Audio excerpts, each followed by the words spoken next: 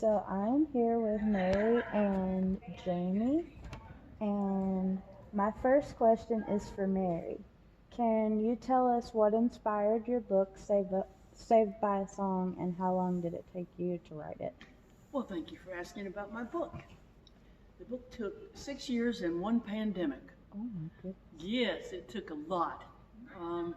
And what inspired me to write it was a book deal. Once they put a contract in front of me, the vague notion of I want to write a book moved to the top of the to-do list. And I'm so glad it did, because I've always wanted to write a book, but I never had the time commitment and the willingness to go through what it took to actually write one until I was offered a book deal to write it. So, and the inspiration beneath the contract, of course, was my understanding that music and song have been important in my life, in my healing and recovery from drug and alcohol addiction. I've used music and song to help me heal, and in later years I've used it to help veterans with PTSD heal. So I want to write about what that means and how that works. This next question can be for both of you. What is your favorite song that you've written individually, and why is it so important to you? That's a tough question. It's like asking which kid is your favorite, I think. But I think for me it's a tie. But I'm going to go with the song I wrote called Snow White Knuckles. And for me, when it's, tying into recovery, it's kind of my story of getting into sobriety, early sobriety, 7.5 years ago. And it also feels like the first Jamie Harris song I ever wrote. It really feels like that's when I found my writer's voice, and that song continues to blow my mind in ways it's been used. Like, I had no idea when I wrote it that I'd be, able to go into women's prisons and sing it there. Or last week we were in Tulsa, Oklahoma, where they have a great program called Women in Recovery, which is an alternative to prison for women in Oklahoma that are arrested mainly for drug and alcohol offenses. And I'm able to go in there and do with my singing and the song what my speaking words aren't able to do. So I think that's probably my favorite for that reason. Good answer. Good answer? Okay. Appreciate the feedback. What about you? Well, I don't really have a favorite song that I've written. It changes a lot.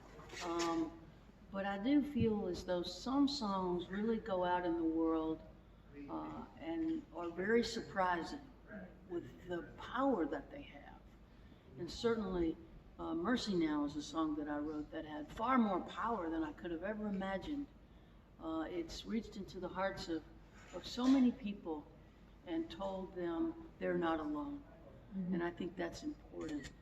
I love that I never know which song is going to do that. I wouldn't have predicted Mercy Now would have done that.